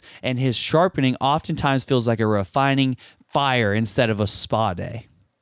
Nice. That's going to be the thrust of the message, essentially. The thrust, if you will. Cool. Number 2, sponsors of the week: Jake, Trust, and Art, Pretty Ricky, and Reverend Banks. We've already mentioned 2 of them today. I spanked Jake, Trust, and Art in a Stratabatic game the other night. He was up. How many? 3, 5, or 8? What? You said you spanked him, and we talked about the 3 spankings. Yeah. He got an 8. Yeah, nice. Because what was it? I was down 4-2 going into Fortitude, like the 6th, and then I pitch hit Mike Piazza and hit a 3-run homer to go up 5-4, and on the guy I pitch hit for, it would have been a ground ball out. How's Ohtani in that league? He's okay. He can only DH. He can't play outfield, so you have to have him play your DH. His pitching card is like pretty good, but when you're dealing with Hall of Famers, he's like, he might be your 4th starter, and we only have 4. Okay, nice. Also, number 3 sponsor of the week is Lecrae. Whoa! Because I'm going to see him, and he wasn't sponsor of the week already. I don't think. I think in one of the previous episodes he might have been. Yeah, probably at some point. Yeah. I was just going to say though, I'm going to see him in concert tonight, and after I announced today, I'm like, well, he's performing downtown. Let's do a quick little drive and see if I can find him walking on the street, maybe at a coffee shop, etc. So I just kind of drove around. Unfortunately, they had like the middle downtown square. It was blocked off for like some Halloween event. I'm like, dang it, Lecrae's probably there hanging out. I can't drive through the sea. So I did not find him. I did see his tour bus parked behind the venue, but I'm like, it would have been cool because I had the music playing. Should've broke in. If I would have drove by him and be like, listen to my radio. I listen to you. I listen to you. I'll see you tonight. Yeah. You want to get a picture? Yeah. No? Okay. Okay, cool. Well, I'll see you tonight. See you tonight. But yeah, I'm going to wear my Lecrae jersey tonight and just kind of ball out. Dang it. It's been good. Vibe, if you will. Yeah, vibe a little bit. But should be a good time. I'll tell you more about it here in the future. But yeah, I think that's about it for episode 147. Reach out if you want to make clips for us or buy a $30 shirt shipped to you or less if you're in town. Less. Or if you want multiple, reach out and we can work out a better deal. $1 a day for Dane. $1 a day for Dane, which is what you can do if you go to Dane's Ministry support link. You can do $1 a day to Dane if you really wanted to. Which that's in the bio. Also, if you need 2 pickleball paddles from Friday Pickleball, use the code Samuel14434 to get extra $5 off your order. They just released new paddles that are wide body fever paddles. What'd you call me? Yeah, they're made after Dane, but apparently it's better for like control and other things. I don't have one, but they look like they could be pretty good for most of you. So if you need one or 2, use the code and or 9. help our brother out. Also, just keep telling your friends if you enjoy the podcast. Please do that. Like. If we want this Tell to them grow, all. you got to do some word of mouth and be like, hey, we got this crazy guy who's trying to like destroy his own fantasy football league. So listen need to his money. pod. Listen to his pod. Listen to his pod. And then also just follow us on Spotify and everywhere else so that way we can get those views up. Leave 5 stars on Spotify and Apple. You can also leave voice memos on Instagram and then follow the TikTok and YouTube as well. And I think that's about it. So thank you again for listening to episode 147 of the Until Next Week podcast. I need a new right fielder.